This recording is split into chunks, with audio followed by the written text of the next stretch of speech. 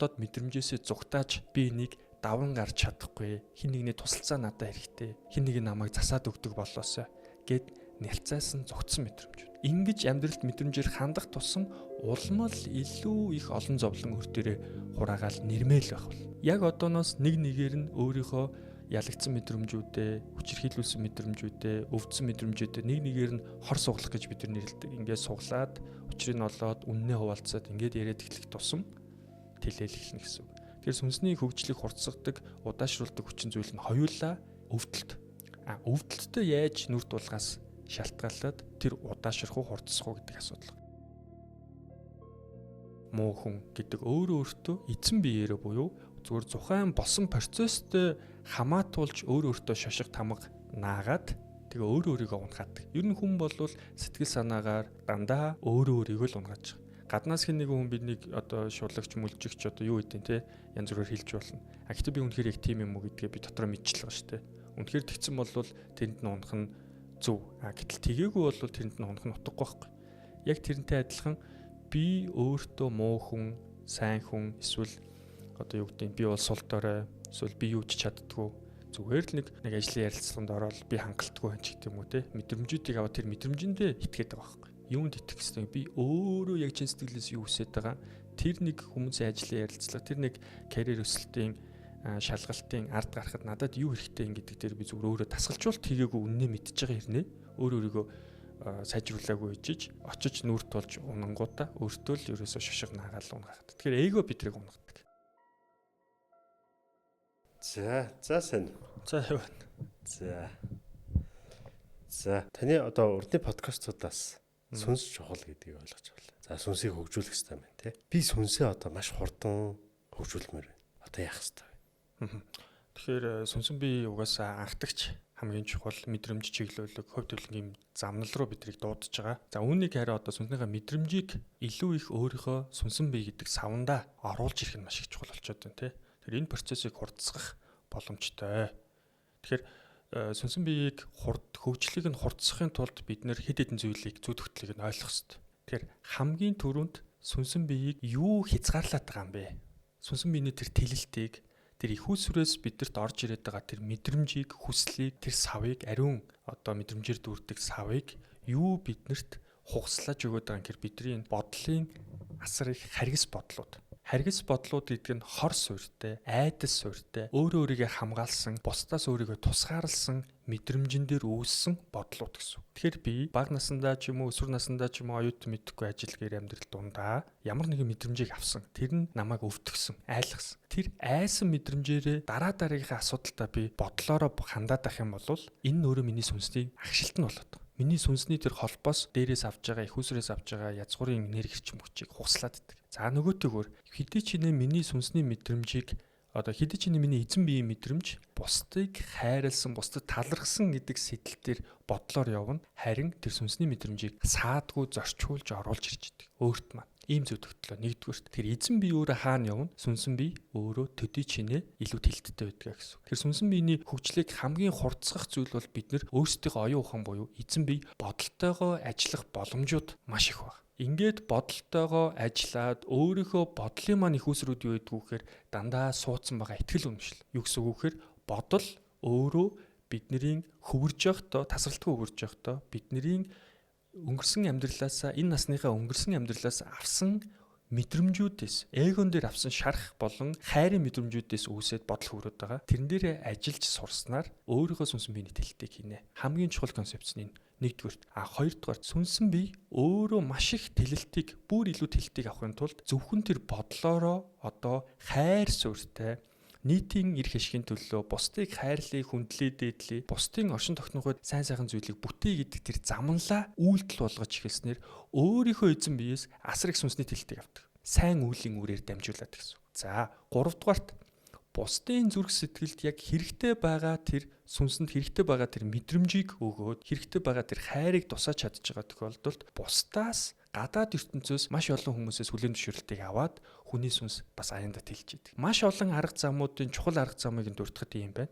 Тэр энэ арга замууд дээр ажиллах замаар чадваржих замаар өөрийнхөө бодлыг удирдах замаар бид нэр сүнсэн биенийхээ хөгжлийн хурдыг хүргэсгэж болно. Гэтэ энэ дээр нэг юм ойлгох хэрэгтэй. Би хүргэсгмээр байна гэд яарч сандарч үйл ажиллагаа хийлээгээд энд хүргэсэхгүй. Энэ өөрөө системт яг өөрийнхөө амьдралын замналаар явж ижил дэс дараалтай болоод идэг юм зүй тогтолтой л доо. Тэгэхээр сүнсэн биеэр бодлыг ухамсартайгаар удирдах одоо чиглүүлнэ гэсэн үг. Зөв. Бодлыг удирдаад одоо надад нэг юм таагүй бодол орж ирээд шүү дээ, тий. Тэр бодолтойгоо тэмцэх тухай ойлголт бас биш л дээ. Тэр бодол хаанаас их үүсэт өнө гэдэг тэр өөрийнхөө суур мэдрэмжээр орно. Тэгэхээр би нэг бага насндаа нэг юмнаас цочоод айцсан байхгүй. Яг тэрнтэй адилхан сцен дүрс мэдрэмж авахаар би яг тэр мэдрэмжинд сэтэрч гарч ирээд айгаад идэг. Гэтэ тэр мэдрэмж нь гарч ирж айгаад байгаа ч гэсэн яагаад айгаад байгаа гэдгийг ойлгохгүй яваад байгаа. Тэгэхээр тэр суурил нь ордог л гэсэн. За магадгүй анхны хайр ч юм уу 2 дахь 3 дахь харилцаан дээрээ одоо эрэгтэй хүмүүс эсрэг хүнсний хүнээсээ нэлээд эвгүй итгэж чадгааргүй итгэл хугалсан араар тавилтч гэдэг юм уу таагүй мэдрэмжүүдийг авцсан. Яг л эсрэг гүйцэтнийхээ хүнтэй бидний зүрх сэтгэл тэр нөхцөл байдалд ороод дотн сод те зүрх сэтгэл илүү гүнзгий харилцаараа үүсээд ийлэхээр нөгөө айдсууд нь сэтэрч эхэлдэг. Тэгэхээр айдс сэтрэх эсвэл ямар нэгэн таагүй трама сэтгцийн бидрийг хит гэдэг те цогж байгаа юм шиг мэдрэмж төрүүлдэг зүйл сэтрэх нь өөрөө сайн зүйл. Тэр өөрөө ямар ч сан гарч ирэхийн тулд ойлгохын тулд наашилж байна гэсэн. Тухайн үед нь бид нар яадаг вэхээр би таагүй байна гэд тэрнээс нь зүгтаад идэх нь бид нэр буцаад яах нь тэрийгээ сэтгэлийнхээ гүн рүү дарах ийм шалтгаан болоод байгаа. Тэгэхээр яаж ажилтгүйгээр сүнсэн биений тэлэлт хийхийг хүсэх юм бол тэнтэйг шууд барьж яваад нүр тулаад утгыг олж аваад ингээд явдаг. Гэтэ дийлэнх хугацаанд бид нэр энэ айдсуудаас насаараа зүгтаад өөрөөсөө нуугаад явцсан байдаг учраас их хэцүү зүйл байдаг л та. Тэгэхээр энэ дээр бид нэр бас нэг хамгийн сайн ментор ч юм уу энэ багш нартайгаа ажиллах нь бол зөв байдаг. Тэгвэл сэтгэл зүйн шарах нь саадуу боломж уу? За сэтгэл зүйн шарах аваад байна гэдэг шархлах мэдрэмж байна те.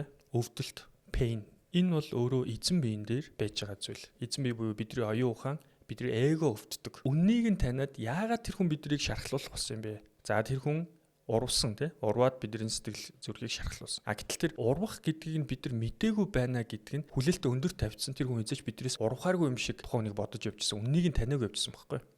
Тэгэхээр үнэн нь хаана байсан юм бэхээр сүнсэн биенийхээ мэдрэмжэн дээр явжсэн гэсэн үг. Тухайн хүний үг үйлдэл те ажлын байр за болон өөрөөсөө дээр болон дорд хүмүүстэй яаж харьцаж хандж чинь харц урай дуудлага одоо юу гэдэг гадаад биеийнх нь энерги биенийх нь үнэрч гэдэг юм уу. Маш олон зүйлийг ингээд тандаад байж хахад ажиглаад байж байгаа тухайн хүн ер нь бол бага наснаасаа эвгүй дотоод ангаагаагүй шарахтай байсан. Хэрвээ өөрийнхөө шарахнуудыг сэтгэл зүйн эвгүй мэдрэмжүүдэд ангаагааг бол тэндээс тусч байгаа цусаа өөр хүн дээр асгана. Зүй тогтол нь ерөөсөө л юм. Тэгэхээр нэг намайг тэр хүн бага насндаа асуудалтай байгаад хүчирхийллийн мэдрэмж авсан болвол эргээд тэрийгэ ангааж учрыг нь олоогүй бол над дээр л гарах байхгүй хосын харилцаан дээр. Тэгэхээр энэ зүй тогтол юмнуудыг бид нар мэдэхгүй байгаа учраас л тухайн хүнийг аягүй сайхан гигэн цагаан дүр эсвэл хосын харилцаа дөнгөж эхэлж яхад нөгөө трейлер явж байгаа шүү дээ тий. Нэгэндээ таалагдтал хамгийн сайн чанаруудаа гаргаж ирээд энэ процесс донд л бид нар зүгээр байгаагаар нь харж чадахгүй л алдчихдаг. Тэгэхээр сэтгэл зүйн шарах бол үндсэндээ биднэрт өвдөлтийг өгөөд өвдөлтөөрөө дамжуулаад бид нар сүнс рүүгээ ороод үннийг таньж авах боломж. Энийг саад гэж мэдрээд байгаа бол бид нар үнтэйгээ хэзэж нүрт болохгүй яваалах болно л гэдэг ийм зүй тогтолтой. Сүнсний хөгжлийн хурдыг хамгийн их удаашруулдаг хүчин зүйлүүд юу вэ? Гацаагаад байгаа тий. Тэгэхээр бидний сүнсний хөгжил гэдэг зүйл сүнсэн биений мэдрэмж тэлэлт өнгөрсөн цаг дээр бидний сүнсний зарим нэг мэдрэмжүүд өвдөлттэйгээ хамт бид нар тэр өвдөлтийг ойлгоогүй сэтгэлийнхаа гүн рүү дарцсан үннийг нь дарцсан учраас тэр ингээ өнгөрсөн цагтаа хамт үлдсэн байхгүй. Тэр бид нар суралцагч нартайгаа яаж явдггүй гэхээр үндсэндээ эхлээд өнгөрсөн цагаас сүнснийхээ хэсгүүдийг цуглуулж авдаг. Тэгээ энэ процесс өөрөө хэцүү хэрнээ бас хамгийн их өгөөжтэй хэсэг нь байдаг л та. Тэгэхээр тэр удаашруулад байгаа процессүүд гэдэг нь ялгаагүй л шархна. Гэтэл тэр шархтайгаа яаж хандах вэ? Тэр өөрийн мэдлгүй дотроос өвдөөдөөсөн би тэгсэн штэ би ялагдсан штэ эсвэл надад одоо тийм таагүй мэдрэмжүүд бий болсон штэ гэдэг өвдөлтүүдтэй бид нар яаж хандхаас шалтгаалж бид нар хөгжинэ. Тэгэхээр гадаад орчноос бидэрт юу өгнө, ямар шарах сэтрэх нь сонирн биш. Бид нар тэрнтэй яаж хандж байгаа вэ гэдэг нь нэг бол хурдсах нь, нэг бол удаашруулна. Хэрвээ тэр шарахтайгаа бид нар зүгтаж хандах юм бол өөрийнхөө сүнсний нэг хэсгийг тэр шарахтайгаа хамт өнгөрсөн цаг дээр үлдээчихэд байна л гэсэн. Тэрнтэй нүүр тулаадах юм бол тэндээс асар их тэлэлтийг аваад, асар их үнэн баялаг мэдрэмжийг ухаарлыг аваад ирээдүйн рүүгээ чиглэх те өнгөрсөн цагаас ягаад тэгэхээр хүлээгээд байх тийм өнгөрсөн цагта гацаад байх тийм сүнс мэдрэмж байхгүй болсон байхгүй.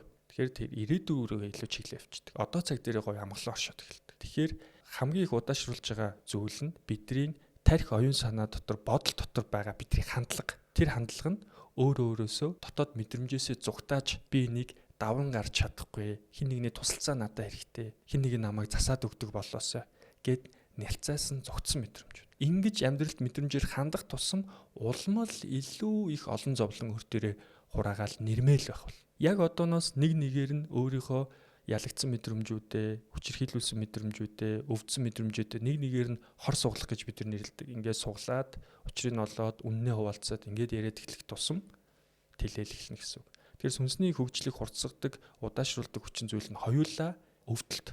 Өвдөлтөд яаж нүр тулгаас шалтгаалаад тэр удаашрах уу хурцсах уу гэдэг асуудал. За ингээд дараагаар нь энэ бол зөвхөн сэтгэл зүйн хүрээнд шүү дээ, тий. Харин амьдралын талбарт бид нэг амьдралынхаа тойрогт явааддаг дадал зуршлын үед. Энд одоо сургалтын газар ирээд маш гоё юм сонсчоод буцаад өрх гэртээ буцаж очоод гэр бүлдээ нөгөө л хуучин харилцаа хандлагаараа хуучин дадал зуршлаа хийгээд их юм бол энэ засарх уу гэдэг асуудал. Нөгөө бидний биологийнхоо мэдрэмжийнхаа тойрогоор буцаад хуучин нөхөн жорлондоо очиод байна л гэсэн үг. Өөрийгөө намаг шалбагт байлгадаг тэр тойрогтой байгаад. Тэгэхээр энийг мэдрэмжийн хувьд, ухамсарын хувьд гарч ирэхэд хамгийн хэцүү өгөөд хамгийн чухал боловч дараа нь үргэлжлүүлээд амьдралын талбар дээр, дадал зуршлын талбар дээр. Тэгээд дараагийнхаа төвшөнд гарч ирэхэд бид ур чадвар дутаад байна шүү дээ, тий. Ур чадвараа өөртөө сурах, стратегтэй ингээ баг багаар өөрийнхөө карьер хөгжлийг цагаа өөртөө зөв зөвхөстөөр зарцуулаад ингээд явдаг л та. Тэгэхээр ингэж явах ёстой бөгөөд хамгийн чухал нь бол сүнсэн биеийн мэдрэмжийн тэр суур зангилааг нь тайлах. Мэдээж суур зангилааг нь тайлцсан угаас өөрийгөө би энэ дээрээ болохгүй байгаа юм байна гэдгийг амьдрал дээр харьцсан ухамсарлаад явчихдаг ийм л зүйл төгтөлт. Таны амьдрал сүнсний хөгжил тэлэлт маш хурдтай байсан кейс ч юм уу? За зөвхөн миний таны амьдрал.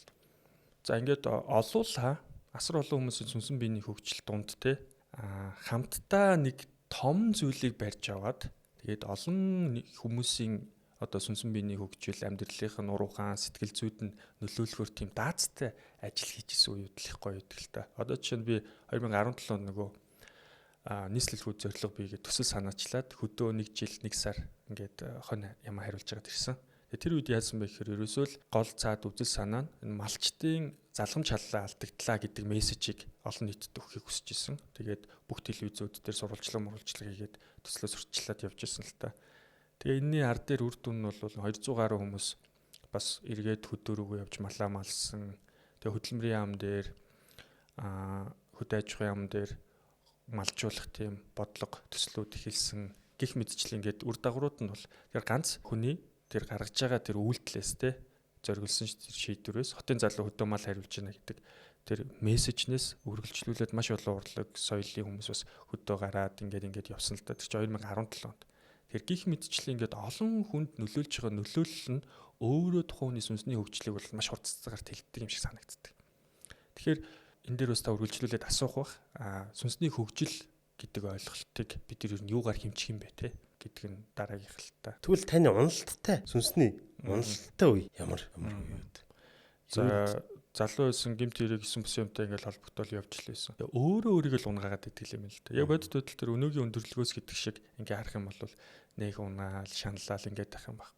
Гэхдээ тухайн үед нөгөө ухамсар сүнсэн биений мэдрэмж нь хүрэхгүй байсан учраас тэр нөгөө айдсан байгаа мэдрэмжээсээ дахин аваал, зүгтаал, буцаал өөрийнхөө нөгөө сэтгэлийн мухардах харанхуй өрөөрөө буцаж гүйж ороод идэх те. Бодит хөдлөөс цугтаад идэг байсан.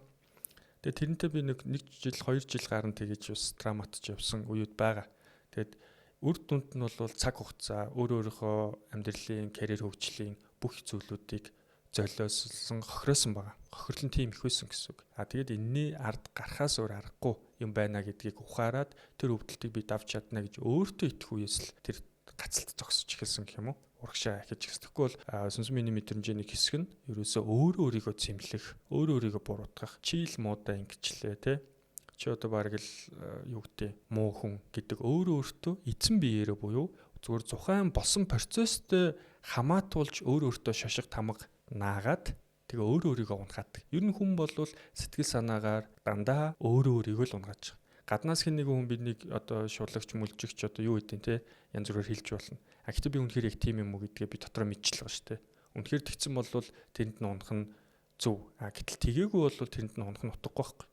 Яг тэрнтэй адилхан би өөртөө муу хүн, сайн хүн эсвэл одоо юу гэдэг би бол сул дорой, эсвэл би юу ч чаддгүй. Зүгээр л нэг ажлын ярилцлаганд ороод би хангалтгүй байна ч гэдэг юм уу те. Мэдрэмжүүдийг аваад тэр мэдрэмжиндээ итгээд байгаа байхгүй. Юунд итгэх гэсэн би өөрөө яг чин сэтгэлээс юу хүсэж байгаа. Тэр нэг хүмүүсийн ажлын ярилцлага, тэр нэг карьер өсөлтийн шалгалтын ард гарахад надад юу хэрэгтэй юм гэдэг дээр би зүгээр өөрөө тасгалжуулт хийгээгүй үннээ мэдчихэж байгаа хэрнээ өөрийгөө сайжруулаагүй хичээж очиж нүрт болж унангуудаа өөртөө л ерөөсөө шошиг наагаал унгаад. Тэгэхээр эго бидрийг унгадаг. Яг сүнсний хөгжил гэж яг юу юм бэ? Бясалгал юм уу? Яг одоо таны ингээд туулал, уналт босолт юм энэ яг юу вэ? Сүнсэнд хөгжсөн хүн гэдэг бол өөрөө маш олон хүмүүсийн амьдрал, амар амгалан, сайн сайхан аз жаргалд нөлөөтэй байгаагаар хэмжигддэг зүйл. Энийг сүнсэнд хөгжсөн юм хөгжөөгүй юм уу гэдгийг бид нар хэмжих хэрэгтэй шүү дээ эхлээд. За хин нэг одоо 200 хүнтэй компани захирал байлаа. Тэгээ олон нийтэд маш хэрэгтэй үйл ажиллагаа, хоолны бизнес ч юм уу те ингээ хийж байна. Тэр хүмүүс аз жаргалыг бэлгэлж гинүү, бэлгэлж байна. Тэр хүний сүнсний хөгжил маш өндөр түвшинд байна л гэж үзсэн. Тэрнээс биш ариухан гигэхийн юм яриа л те. Эсвэл ингээл олон цаг бясалгаж сууснараа тэр хэмжигдэхгүй. Хэдий ч энэ олон хүний амьдралд таатай нөлөөллүүдийг үзүүлж байна вэ. Тийм учраас бидний өвгд эзэн түүхээс харахад бол манай хаадууд бүхэл бүтэн үндэстэн за тэрнээс өмнөх бүр их Монгол улс тэрнээс өмнөх эзэнт гүрнүүдийн үед дэлхийн нийтэд нөлөөлөх үз хэмжээний бодлого шийдвэрүүдийг гаргаж ирсэн асар том сүнснүүд байхгүй. Тэгэхээр тэр сүнснүүдээс л бид нэр замналаар нь дамжиж суралцах гэдэг. Замнал буюу ертөнцийг юу гэж үздэг байсан. ертөнцийг юу гэж үзэжсэн учраас хаашаа чиглэж тэр хүмүүс алхдаг байсан. Хаашаа чиглэж алхаж байгаагаараа яаж тэр алхмуудыг арга ухааны хувьд хийдэг байсан. Тэ? Их хааны хувьд одоо яагаад өөрийнхөө сул талтай хамгийн түрүүнд нүрт тулаад сул талтайгаа нүрт тулсан хүнийг шудраг гэд хажуудаа эрдэм чаталтай гэж татдаг байсан. Тэр замналаас нь суралцж байгаа.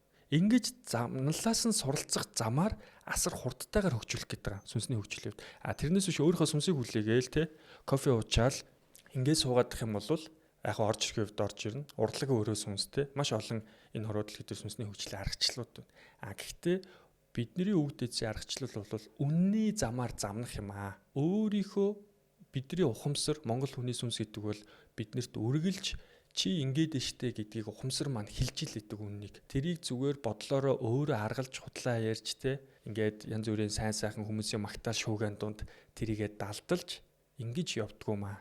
Яг л газар дээр ноён нуруутай тэр босоогоолч жанжин шугамаа бариад явах нь бидний замнал. Тэгэхээр энэ л замналаараа явжиж сүнсний хөгжлөө тэлнэ.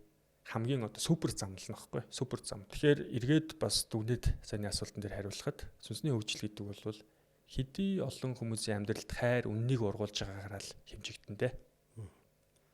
Үнэн гэж юу юм бэ? Сүнсэнд яаж нөлөөлөд байгаа? Үнэн гэхээр дотроос тэр оргиод байгаа нэг хүн болгоны дотоод ертөнц бол үнэн. Хүн болгоны дотоод ертөнцид мэдрэгдэж байгаа мэдрэмжүүд бол үнэн. Тэр өвдөлт үеж болно, хайр үеж болно, бүгд тэр үнэн. Тэр мэдрэмжийнхаа учрыг нь ойлгож байгаа бол энэ үнэн багхгүй. Гэтэл бид нар өөрсдөө дотоод ертөнцөөр ингээд амьд яваад амьдраад байна те. Зарим нөхцөлд гайгүй сайхан замлаараа замнаад ад жаргалтай хаппи амраа молон байна. Зарим нөхцөлд бас өөрийнхөө үннээр яваадахт бид нар тангалтгүй шүү дээ. Тэгэхээр өөр илүү биднэрт том зовлон өвдөлтийг давтсан хүний ухамсар мэдлэг ухаан хэрэгтэй байгаа байхгүй. Тийм учраас хаанаасаа суралцдаг. Тийм учраас цэцэд мэрэгдүүдээ суралцдаг.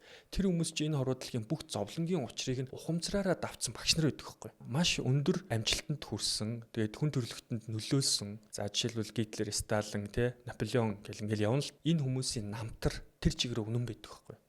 Энэ намтарт нь тэр хүмүүс ямар том гашуун зовлонг туулаад Нельсон Мандела Өмнөд Африкийн ерөнхийлөгчд 27 жил шоронд сууж гарч ирээд арчлалыг ард иргэдтэй тунхагласан гэдээ одоо ингэ явж байгаа. За хар сүудэртэй түүхч байгаа, гэрэлтэй түүхч байгаа. Гэхдээ аль алиг нэг тэнцвүүлээд харахад тэнд үнэн байгаа. 27 жил тэр хүн суугаад хүмүүсийн төлөө гарч ирсэн баг. Тэр дотоод мэдрэмж нь биднээс илүү олон хүнд нөлөөлсөн сүнсний хөгжил өндөртэй хүний дотоод ертөнцийн үннээс нь бид нар суралцсан. Мэргэн хүмүүсийн өвгийг бид нар амьдралдаа ингэж авдаг. Тэгтэл зөвхөн үгнээс нь суралцах гэхээс гадна бүр замналаас нь суралцна гэдэг дараагийн түвшин баг. Сүнсний хувьд. Тэгэхээр миний өнөөдрийн дотоод ертөнц, миний үнэн, миний өвдөлт надтай үнэн шүү дээ, тий. Гэхдээ би ямар ч тохиолдолд энэ намайг дараагийн түвшинд гаргаж ирж чадахгүй байх тохиолдол байна. Дутах, хүч дутах. Тийм учраас би хааныхаа үннээс, хааныхаа ертөнцөөс, хааныхаа замналаас суралцж байгаа. Ийм л зүйл. Ялгаагүй шашнууд ч гэсэн тий буддагаасаа суралцж байна. Христос тий Jesus Christ тэгээд Мухаммедаас суралцаад явж байна. Ийм л байна. Вед хиндуизм бол одоо юу гэдэг тэр олон шашин бурхтуудын номлолоос мэрэгэн гүүр унараас тий. Тэгээд тэр гүүр унар нь мэрэгэн байгаагийн хувьд тэр йога хийгээд эд шидийг үзүүлээд нь штэ. Төмөр сандал дээр сууж гин газраас хөндөрч гин гэдэг юм.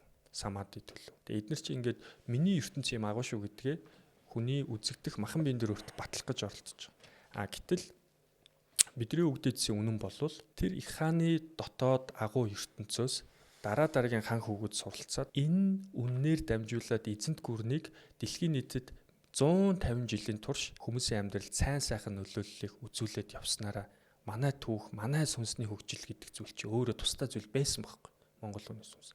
Тэгээ байгаль ихтлэгийг инэрдэг.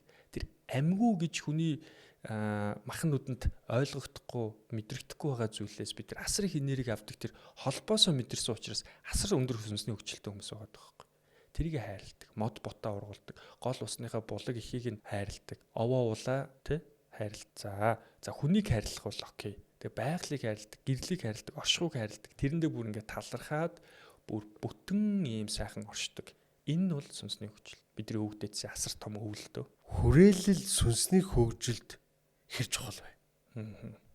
Мэдээж маш чухал. Ер нь сүнсэн би өөрөө юугаар дүрдэг вэхээр эргэн тойронд байгаа хүмүүсийн мэдрэмжээр бас 60-70% дүүрч л байгаа л та. Тэгэхээр сүнсэн биений хөгжлийг өндөр байлгадаг зүйл нь бол бидний чин сэтгэлээс хийж байгаа үйлдэл буюу эрдэм гэдэг чадвар байдаг л та. Харилцааг асар өндөр хийдэг хүн бусдын сэтгэл зүйн орон зайд, сүнсний орон зайд хүлээн зөвшөөрөгдөд маш сайн харилцаатай хүн. Тэр хүмүүсээс тэртээ гой сүнснийх нь энерги үннийг нь өөртөө цуглуулаад таатай мэдрэмжүүдийг нь өөртөө хурааж сурцсан байдаг. Тэгэхээр эргэн тойрны хүмүүсийн одоо миний эргэн тойронд байгаа хүмүүс ийм байна, тийм байна, тэ. Одоо бол би илүү өндөр хүмүүстэй нэтворкинг хийж орон зайд орно гэж сэтгэхээс илүү одоо яг өнөөдрийн байгаа эргэн тойронд байгаа хүмүүсийнхаа дунд бид нар амьдралын дунд ямар ч замналаар явна. Ямар ч замаар явна. Тэгэхээр одоо байгаа хүмүүсийнхаа дунд тэр хүмүүсээс сайн сайхан энерги эрчим хүчийг нь гаргах чадварт суралцах хэрэгтэй. Энийг л бидний хөгдөөс эрдэм чадал гэдэг л дээ. Өөрөө чин сэтгэлээсээ бид нар сүнснээсээ үннээсээ хүнтэй харилцах юм бол тухайн буцаад бидэрт яах нь худлаа яриад тахгүй л байхгүй. Энээс нь өрлөө уралсан ар зөхгүй шүү дээ тий. Тэр хүнтэй инээнхээс илүү чин сэтгэлээс үнэтэй инээж халуун дулаан харилцаж сурах юм бол хүн болгоны дотор сүнс байгаа. Тэр сүнс нь магадгүй сэрж болно. Магадгүй унтчихсан бол тэр нь жоохон дохио авч болно. Сэрэл авч болно. Магадгүй сэрцэн хүн нь танд үннээ хуваалцаа сайн сайхнаа өрөөлөө танд өгөхлөхгүй. Тэгэхээр бүх зүйлийг бидний өгдөөдс ямар орчинд байна тэр орчноо сонгоно гэхээсээ илүү юу гэж харддаг вэхээр би орчноосоо яаж сайн сайхан зүйлийг гаргаж ирэх вэ гэдэг өөрийнхөө эрдэм, өөрийнхөө ур чадвартай холбогдох харилцааны ур чадвартай. Нэгдүгürt манлайлал буюу өөрөө санаачлаг гаргах байгаа хүмүүсийг бусдад дагаад хүндлэн тэ. Нэгдүгürt хоёрдугаарт хүн чанартай байх, хэлсэн зүйлдээ хүрэх, гуравдугаарт харилцааны бусдыг хүндлэх, хайрлах, хэрэгтэй зүйлийг нь хэрэгтэй үед нь өгөх ийм чадварууд хэрэгтэй байдаг гэсэн. Өөр дээр ажиллана. Өөр дээрээ ажиллаад өөрөө тэр эрдэм ухаануудыг сурцсны ард дээр эргэн тойрныхоо гэр бүл орчноо бага багаар угаасаа сүнсэн биений төвшөнд, мэдрэмжийн төвшөнд дахиулаад бид нар аваад явчихдаг. Тэгэхээр орчин ямар байх нь маш чухал. Тэр бидний өдөр тутмын сүнсний мэдрэмж хаа өрхийг шийдэн тэ. Гэхдээ бид нар орчноо өөрөө засах хувь тавиланда эзэн болох боломж нь бидэрт өөрсдөнд байгаа. Эвгүй мэдрэмж төрүүлдэг тэ. Хүмүүсийн хөгжил энэ сүнсний хөгжилд саад болдог ийм хүмүүс байдаггүй. Тэр хүмүүсээс бид нар хол байх хэрэгтэй юу? За хүнийг янз бүрээр харааж өрөөдөг, эсвэл архитарс уугаад насаараа ханижлээ буруутгадаг. За эмгтэй гэлтгөө зүгээр ингээд өглөж аншаад тэ зовоодог. Нэг мэдрэмж нь ингээд гацаадаг. Харилцааг цааш нь үргэлжлүүлдэг юм хүмүүс байдаг. Ойлгохыг ч хүсдэггүй, ин орон ертөнцид байнга гомдолж идэг тэ. За энэ хүмүүсийн сүнсэн бие бол угаасаа ингээд агшаад эзэн биен дээр маш их хорыг хураацсан, шунлыг хураацсан юм хүмүүс байгаа. Үлийн үрээ төртөө тэргөө ингээд өөрөө л зовлонгороо туулж нэмэглэх ийм л зүг тогтолтой л доо. Ийм хүмүүс ороод ирэхэд бид нар байгаар нь хүлэмжшүүрнэ. Тухайн хүний энерги надад таагүй байна гэж хэлж байгаа чи миний эзэн бие буюу эго байхгүй. Мөргөлдөх гээд байгаа. Тэр хүнд оромж хүлэмжшүүрнэ хараа хүлэн зөвшөөрөд тэрврээ тэр хараал хаанаас урсаж орж ирээд байна гэд гүн рүү н орсны ар дээр тэр хараал нь харин хараал биш ерөөл болдог. Одоо бид ингээ бодоод үзье. Их хаан байлаа. Их хааныг одоо улс төрийн хувьд те бусад улс орон эсвэл өөр аймгийн тэргүүн мэргүүн зайран бөөнөр бүгд л хараад байгаа шүү дээ. Үйл хэргийг нь хориглол сайнны хажуугаар саар хичээр. Гэтэл тэр болгоныг өөр дээрээ намайг хараачлаа гэж яваадсан бол тэр их үйл хэргийг бүтээх үү те. Тэгэхээр сүнсэн биеийн тэлдэлтэй хүмүүс тэр яагаад ингэж байгаа юм бэ те хөөрхийн миний юу минь гэд сүнс нь хүлэмж ширээд тосоод харах хэмжээний тийм агуу уудам тэлдэлтэй байдаг. Тэр уудам тэлдэнд тэр өгдөөцийнхаа замналаар явсан үнэнний хүчээр хүртгэл байгаа юм л да. Үнний хүчээр буюу асар олон үнэн өвдөлт амьдралын сайн муу зовлон зүтгүүрийг байгаагаар нь хүлээж авсан тийм хатуужсан замналаар хүртгэл баг. Тэгэхээр гаднаас төвхтэй харилцаа орж ирлээ. Сургалт нь юу вэ? Талархлаа, хүлээн зөвшөөрлөө ингээл яв. Тэгэд яг энэ дээр хүн болгоны тэр бусдын сөрөг энергинд сүнсэн биеийг ухамсарлаж ойлгох хугацаа нь бол ондоо мэдээж дасгалжуулалтын тусламжтайгаар өөр дээрээ төвлөрөө тэр мэдрэмжийн дээр төвлөрж суугаад ойлгох тусам дараагийнх нь сөрөг жирхийлэл хараал ерөөл таагүй мэдрэмжүүд орж ирэхэд тэрийг ухамсарлаж барьж авах хугацаанд богиносол явчихдаг гэсэн. Сүнсний хөгжлийг дэмждэг хамгийн энгийн боловч хүчтэй болгодог тэр өдөр тутмын даатал юу вэ? За би зүгээр өөр дээрээ л авахад дасгал хөдөлгөөн би ч өөр спортын тий сагсан бөмбөг сүртэл залуу байсан л та. Тэгээ нөгөө бусдтай тэмцэлддэг байсан. Тэгээ багаараа эсрэг багийнхантай. Гэхдээ сагсан бөмбөгтний гой зүйлүүдээ яг оноо ойрхон 4-р үед дуусгаж байхад клатч буюу цаг дуусгах мөчийн тэр момент. Тэр моментод хэн яг хэн бэ? Хэн нь жинхэнэ лидер вэ? Хэн нь яг жинхэнэ хожихыг хүсэж байна? Хэн нь бөмбөгөө залж чадахгүй алдаад сандраад сүнсэн дээр ялагдцсан байна? Хэн нь алтан медалаа зүгээд тий аль үжээ сүнсэн биен дээр би авраг болцсон байна гэдэг мэдрэмжтэйгээр тоглож байна. Хэн нь пүүс ирээд зүгтж гин гэдг нь бүгд ингээд харагддаг. Талбай дээр хэн бэ гэдэг нь яг тэр медалийн тоглолтууд дээр ч гэдэм үү тий. Энэ бол ур чадвараас нэг хамаагүй сэтгэл зүйтэй хамаатай байдаг зүйл. Тэгэхээр ерөөсөө энэ одоо байгаа хүн болгон өөрийнхөө сүнсэн биеэр янз бүрийн зүйл хийж байгаа. Зарим бясалгал хийж байгаа ингэж байгаа. Цагаа тулаад ялагдаад би болохгүй байна да гэдэг мэдрэмж төрж явах үед дахиад нэг ахиулчээ гэд ахиулж чадчихэв үү? Хичээл хийгээд ядарч байгаа үед би нэг ахиулчаа гэдэг тэр мэдрэмж байна уу? Тэ? Тэгэхээр энэ мэдрэмж л биднийг дараагийн түвшинд л гаргаж ирнэ. Жоохноор ахиулаад. Тэгэхээр хүн болгон өөрийн сайн чаддаг зүйлтэй байгаа. Тулаад ирсэн моментод бид нар сайн чаддаг зүйлдээ л найддаг. Одоо авьяасаа үзүүлэхэд бүжгэлж чаддаг хүн бүжгэлдэг бол дуулж чаддаг хүн дуулна шүү дээ, тэ? Яг тэрнтэй адилхан. Зарим хүмүүс бол караоке марке орохгүй гэдэг төлөө өвчдөг те. Тэгэхээр бид нэр сайн чаддаг зүйлээ л сайн хий. Тэрэндээ дурлаж хий. Чаддгүй зүйл гарч ирнэ. Тэгэнгүүт чаддгүй зүйл гарч ирэнгүүт би чаддгүй юм чи ингээд өөрийгөө тухайн одоо юу гэдэг сагсан бөмбөгч юм уу? Би одоо волейбол тоглодог 100 цаг тоглолцсон хүнтэй бэлтгэл хийсэн хүнтэй өөрөө 2-3 удаа тоглосон өөрийгөө харьцуулаад өөрийгөө ухраах гэдэг те. Тийм байхгүй. Тэгэхээр нөгөө харьцуулаад бид нэр сайн хүнтэй өөрийгөө харьцуулах хэрэггүй л дээ. Хүн болго өөрийнхөө замналаар явж байгаа. Амьдрал дээр ч гэсэн яг энэ зүйл тохиолддог. Амьдрал нь цэгцрээд мөнгө одоо ажил алба карьерийнхаа учрыг олцсон хүнтэй өөрийгөө харьцуулаад байдаг. Одоо миний үеийнхэн тийм байна. Би юу ч хийж чадахгүй байна гэж сэтгэлээр унах ч юм уу те. Бүгд өөрийнхөө зам дээр явж байгаа. Магадгүй чи өөрийнхөө сургалтыг буюу өвдөлтийнхөө сургалтыг нь авахгүй тэр хүмүүс чинь аваад явж байгаа. Чи гэхдээ юун дээр төвлөрөх хэрэгтэй гэхээр тэр хүмүүсийн олж байгаа мөнгө болон амжилт карьер дээр биш өөрийнхөө сургалтын дээр төвлөрөх хэрэгтэй байхгүй. Тийшээ энерги шидэж өөрийгөө юу гэдэг нь шуналж юм уу хор атаачдагөр биш. Өөртөө тэр энерги эрчим хүчээ зориулаа. Тэр өөртөө энерги эрчим хүчээ зориулж байгаа бүх дадал зуршлууд сайн. Сүнсний хөгжлийн хурдтай хүний гадаа чинжин. Сүнсний хөгжил хурдтай тий. За мэдээж тэр хүн бол асар мэрэгүү ухаантай байдаг л та. Одоо хаана ямар нөхцөлд юу хийхээ мэддэг л гэсэн. Тэгээ дуу хоолойны хувьд бол нэг их яриал те ингээл чанга яриал хэрэгтэй хэрэггүй юм яал хүний анхаарал татгаас илүү намуун төлөв одоо цаг дээр оршдог байхгүй сүнсэн биений хөгжил өндөртэй хүмүүс. Тэр хүмүүсийн хийж байгаа зүйл нь олон хүнд үйлдэлээрээ л маш нөлөөтэй байдаг. За мэдээж ярих, илтгэл, лекц хийдэг ажилтай л биш болвол ер нь л үйлдэлээр харуулдаг те. Гэр бүл хамаатаас одоо ойр төрөл найз нөхдөд үлгэрлэлт явчихдаг. Ер нь илүү үлгэрлэл ихтэй хүмүүс байдаг л та. Ер нь хүний далд тухамсар гэдэг зүйл бол хүний ярианаас илүү үйлдэлийг л харж идэг. Ялангуяа монголчуудын хувьд нүүдлийн соёл иргэншилтэй Монголын ард түмэн бол эртээр үеэсээ байгалыг, ан амьтдыг болон бусад хүмүүсийн хөдөлгөөнийг ажиглах замаар амьдралд суралцж явдаг ийм сэтгэлгээний онцлогтой. Суурин соёлын эрхлэлтэй улсууд бол тэр бичээд үлдээсэн мэдлэгийг уншдаг л да. Мэдлэгээр дамжиж боловсрдог. Монгол хүмүүс бол амьдралаар дамжиж ажиглаж боловсрдог. Угаасаа сүнсэн биений тэл дээр тэгээд хөгжүүлээд ирсэн. Хоёрдугаарт тодорхойгүй нөхцөл байдалд тэр хүмүүс маш сайн ажилдаг. Жинхэнэ шонхрууд те юу нь болох нь мэддэхгүй байгаа тохиолдолд би бол жинхэнэ лидер байна гэж гарч ирдэ штэ те. Тэгэхээр сүнсэн биений хөгжил өндөртэй хүмүүс тодорхойгүй нөхцөл байдлаас айдаггүй. За мэдээж айдаг л бах дотоод. Гэхдээ тэнд ажиллаж чаддаг. Энэ юутай холбоотой вэ? Бас л нүүдлийн соёлтой монголчуудын дасан зохицох тэр айж аялж чадвартай холбоотой байдаг. Тэр бүх юм тодорхой байгаа албагүй мэдээж орчин үед тооцоо судалгаа хөгжсөн бүгдийг хэмжээл ингээл тоогоор хэмжээл үйлдэл механизмуудаар хэмжээл болоол байдаг. Гэхдээ жинхэнэ лидерүүд, жинхэнэ сүнсний хөгжилтэй улсууд бол тодорхойгүй нөхцөл байдалд өөрийгөө харуулж гаргаж ирдэг. Яг л Саксон бөмбөгийн 4-р үеэр гардагтай адилхан. За тэд бол лидерүүд байдаг, илүү хүн чанар сайтай байдаг. За тэгээд нэг тийм хашгирч цогцсон тийм гэхээсээ илүү намуун төлөв, илүү хүнлэг нэг тийм бод хүмүүс л байдаг л да. Гэхдээ тэр хүмүүс бусдын зовлонг бас илүү сайн мэдрээдэх шиг тий. Яг тэр өөрөө тэр өвдөлттэй нүур тулж сүнсний тэлтийг, сүнсний хөгжлийг бий болгосон учраас.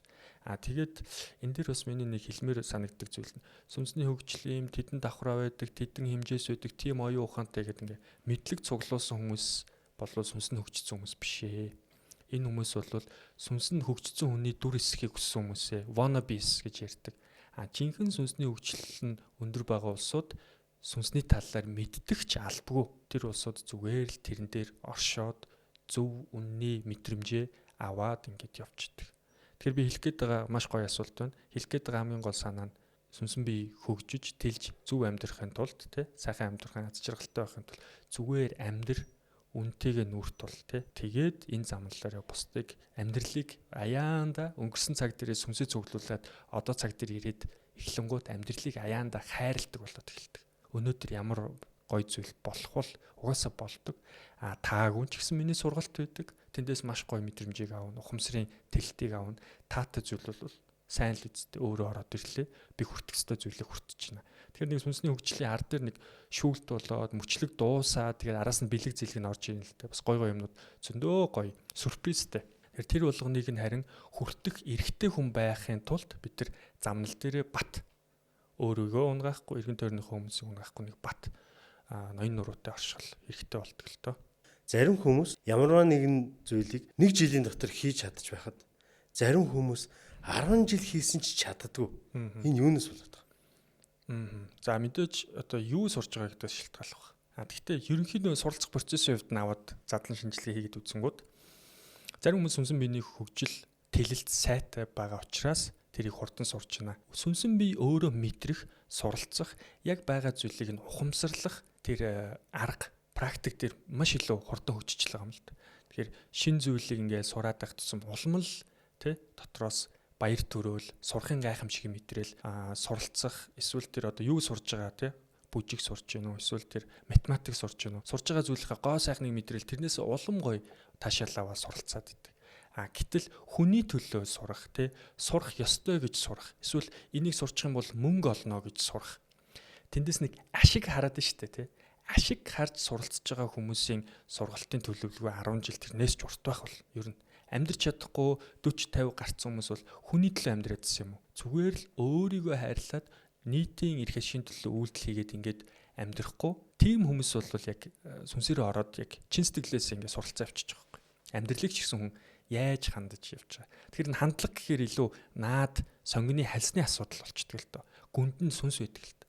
Сүнсэн бие нь тухайн хийж байгаа зүйлдээ таашаалт. Гэтэл энэ дээр бас нэг зовлон бий. Нэг хүний таны 1 жил сурсан зүйлийг би 10 жил хийгээд сурахгүй гэж бол. Миний 1 жилийн дотор чадсан зүйлийг та 10 жил бас хийгээд чаддгүй тохиолдол байна. Хоёлоо зүгээр л өөрөхгүй. Тэгэхээр хүн болгон өөрийнхөө хамгийн төрүүлж барьж явах тэр сүнсний замналаа эхлээд тэмтэрч юу би яг чин сэтгэлээс хүсэж байна гэд эхлээд энэ хорвоодлыг хийдэ танилцах хэрэгтэй. Тэгэхээр энэ танилцах арга зүйг бол одоо Израиль улс бол эхний 2 жил нь оюутнуудаа сургуульд нь сургаж дараагийн 2 жил нь 3 4 дугаар курст нь ч гэдэг юм уу дэлхийг ингээ аялуулчихж байгаа шүү дээ. Өөрийгөө ол. Мэдрэмжээс сонсоо өөрийгөө ол. Энэ бол маш сайн сургалт. Зүгээр төр засгийн програм нь тухайн хүнийхээ сүнстэй буюу шашныхаа замналаар замнуулчих жоох. гих мэтчил. Манай тийм байна уу? Баггүй. Хин нэгэн захирал, хин нэг аав ээж, тэ хин нэгэн хамаатаны сайд дарга захирал ах эгчийн үгээр хүүхэд өөрөө хүний төлөө эмч болоод ажилламаар байхад бизнесийн сургалт сургуулад энэ 3 дахь жил дээрээ тэр сүнсэн сонирхолгүй юм чинь цуцарт юм байгаа зү. Гих мэтчлэн мэрэгжил сонголт өсвөр нас оюутан тэгээд ажлын талбар дээр яг юу хүсэж байгаа. Зөвхөн мэрэгжилтэд баригдаж бас ажиллаа сонгох гээд байдаг ч гэдэг. Ингээл маш олон хид хідэн ойлгомжтой замналыг бид нар дотроо мэдэрсээр ижиж хөндлөнгийн хүмүүсийн тэ бодол нөлөөлөл донд өөрийнхөө сүнсийг гიშгжүүлж байгаа нь одоо хамгийн өнөөдрийн нийгэмд түгээмэл байгаа асуудал тий. Тэгэхээр ямар нэгэн зүйлийг барьж авч эхлэхдээ үнэхээр дур сонирхолтой сүнсэн биенийхээ мэдрэмжийг барьж авч тэрнтэй холбож чадсан хүн бол хурдан сурна уу асуудал. Тэгээ суралцах арга барилд ч гэсэн суралцсан хүмүүс үүдэг тэр нүгээс сүнсний тэлт.